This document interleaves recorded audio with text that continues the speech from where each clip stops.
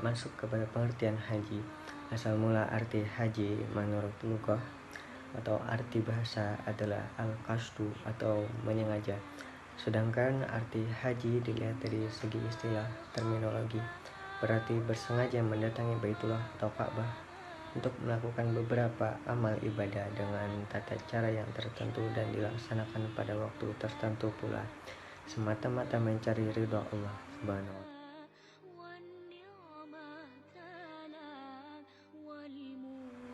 Adapun definisi umrah menurut bahasa bermakna ziarah, sedangkan menurut syara umrah ialah menziarahi Ka'bah, melakukan tawaf di sekelilingnya, bersya'i antara Safa dan Marwah, dan mencukur atau menggunting rambut dengan cara tertentu dan dapat dilakukan setiap waktu.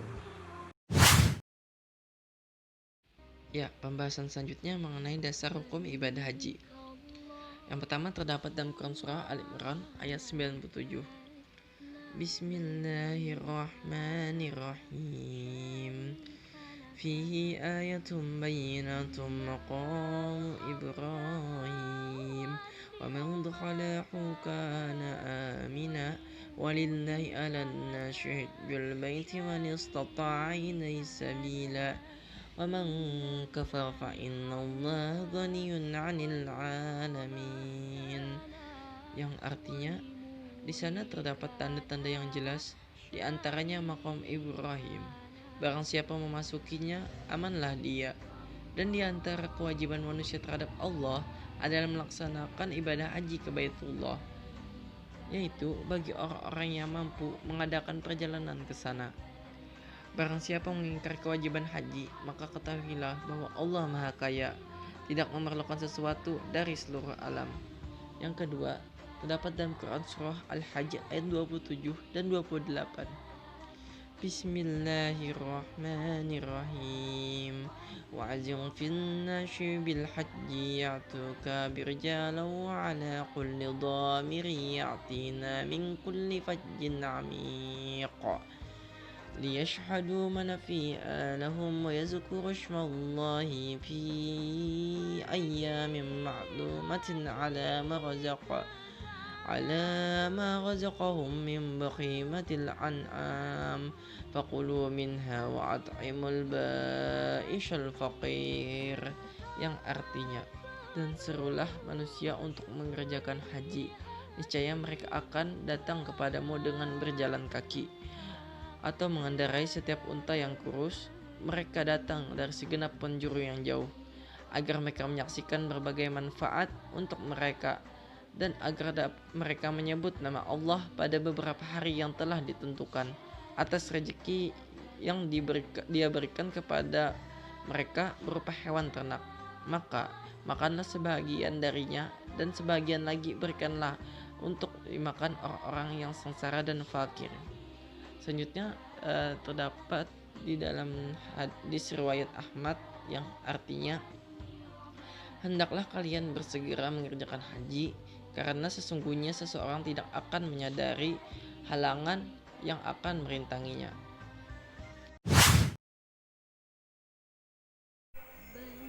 Hukum melaksanakan ibadah umrah. Perlu kita ketahui bahwa hukum melaksanakan ibadah umrah itu adalah sunnah bagi setiap muslim yang mampu melaksanakannya, baik dari segi materi maupun non-materi.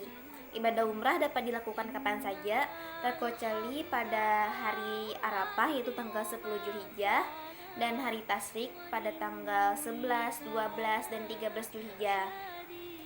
Sebagian ulama berasumsi bahwa hukum melaksanakan ibadah umrah itu adalah wajib atau fardu bagi orang-orang yang belum melaksanakannya, namun dia mampu melaksanakannya.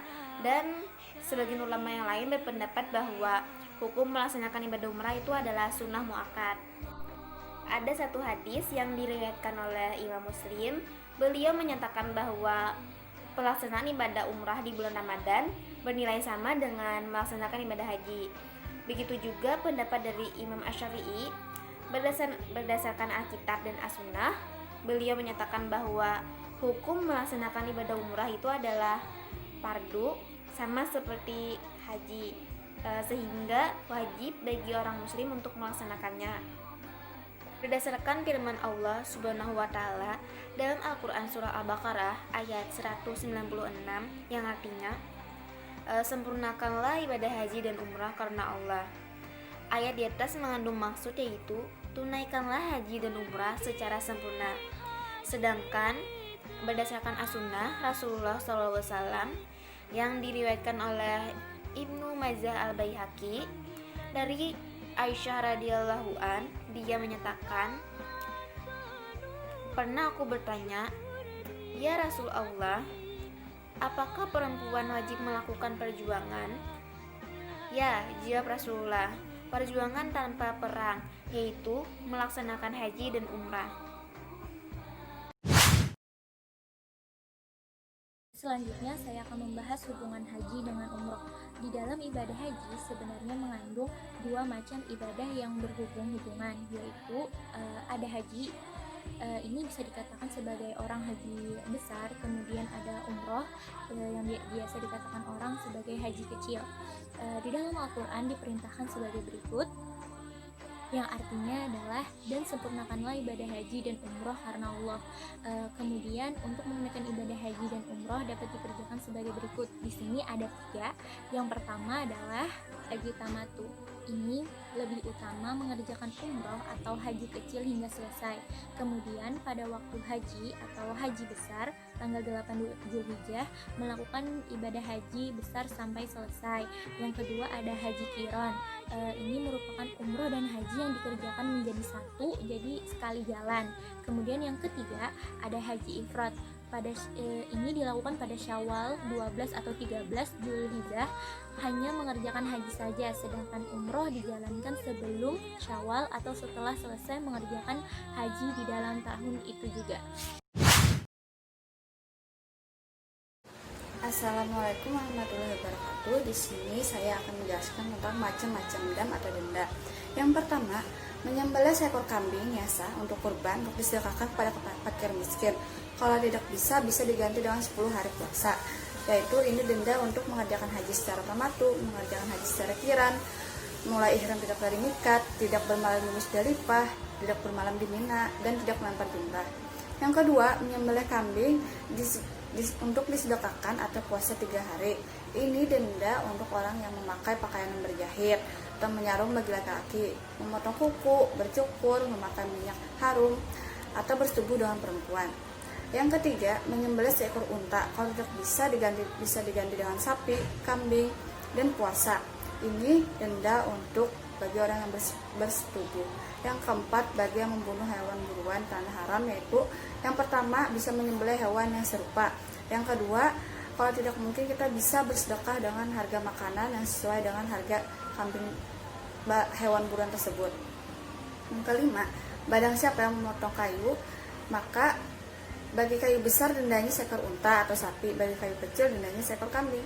Dan yang keenam, bagi siapa saja yang tidak bisa mengerjakan atau menyelesaikan pekerjaan haji dan umroh, maka boleh dengan tahallul, yaitu menyembelih seekor kambing di tempat itu, kemudian bercukur atau memotong rambut dengan niat tahallul.